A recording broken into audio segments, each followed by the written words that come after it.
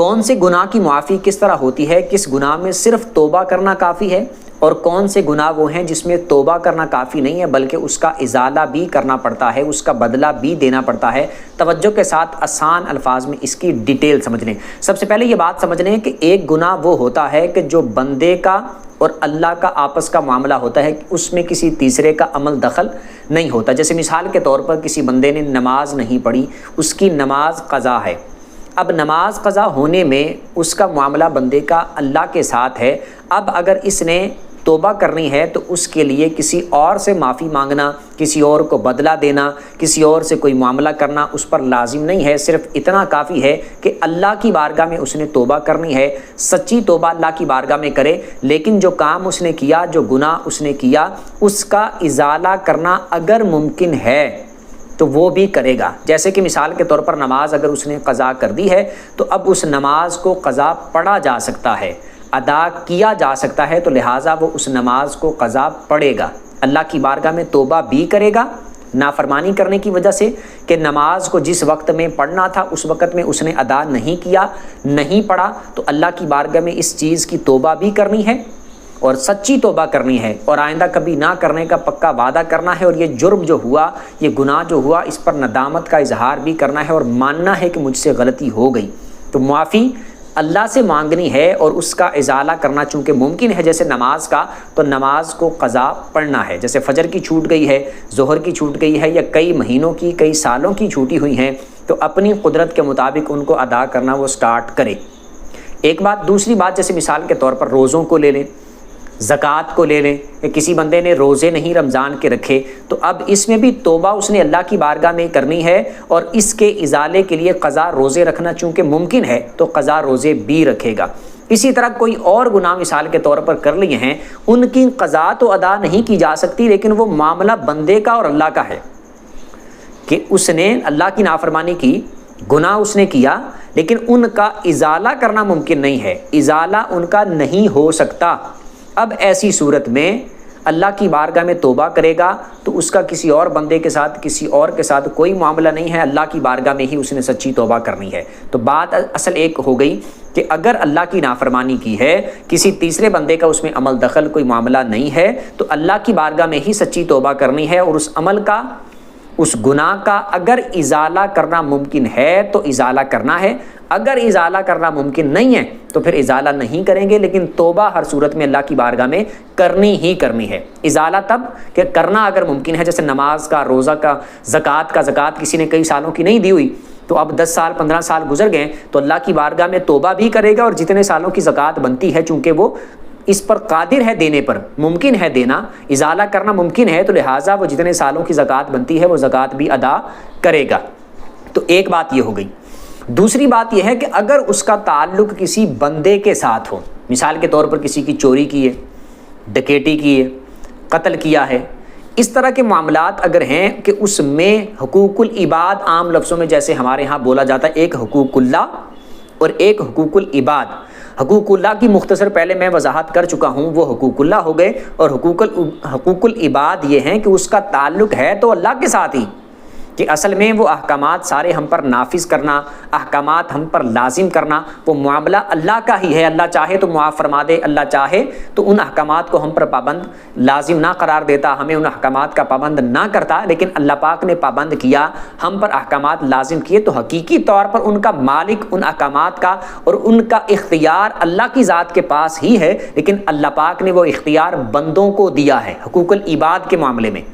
حقوق العباد کے معاملے میں اللہ پاک نے وہ اختیار، وہ معاملہ بندوں کے ذمہ لگایا ہے کہ اگر کسی نے کسی بندے کی حق تلفی کر دی، جیسے امانت میں خیانت کر دی، اس طرح کا کوئی معاملہ کر دیا جس میں بندوں کے حقوق تلف ہوئے ہیں، بندوں کی حق تلفی ہوئی ہے، تو اس میں بندوں سے بھی معافی مانگنا لازمی ہے۔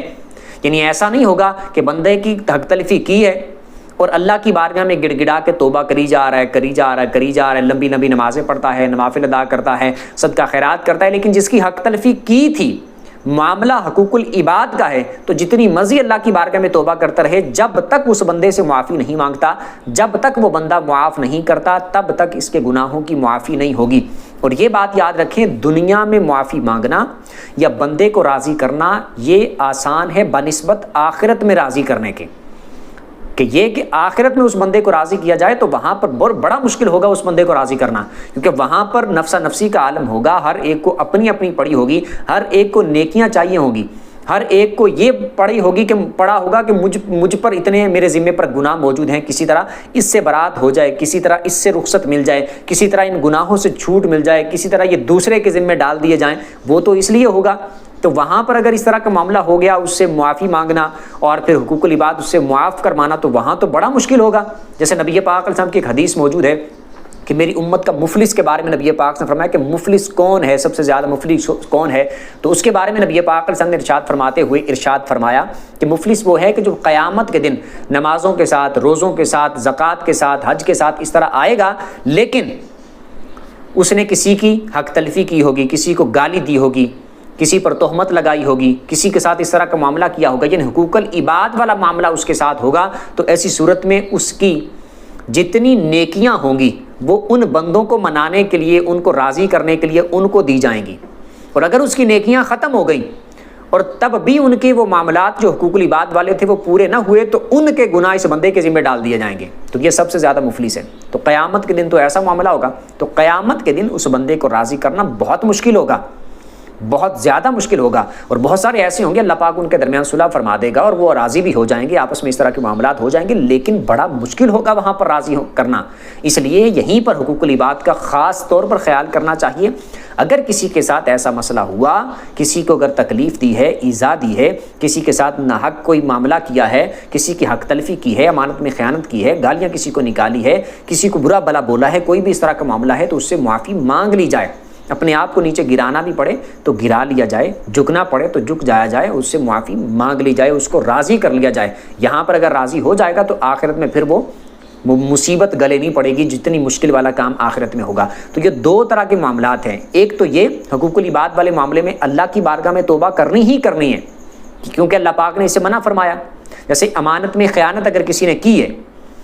تو ایسی صورت میں اللہ کی بارگاہ میں تو توبہ کرنی ہے، اس بندے سے بھی معافی مانگنی ہے، اور اس کو وہ اس کی امانت جس میں خیانت کی ہے وہ لوٹانی بھی ہے۔ اسی طرح کسی کو گالی نکالی ہے، تکلیف دی ہے، تو اللہ پاک نے دوسروں کو تکلیف دینے سے، گالیاں نکالنے سے منع فرمایا ہے، تو اس بات کی اللہ کی بارگاہ میں معافی مانگنی ہے کہ اللہ مجھ سے غلطی ہو گئی، میں نے گالی نکالی، دوسروں کو تکلیف پہنچائی، تو نے منع کیا ہے، میں تیری بارگاہ میں سچی توبہ کرتا ہوں۔ لیکن جس کو گالی نکالی، جس کو تکلیف پہنچائی، اس سے بھی معافی مانگنا ضروری ہے کہ اس کو تکلیف ہوئی ہے،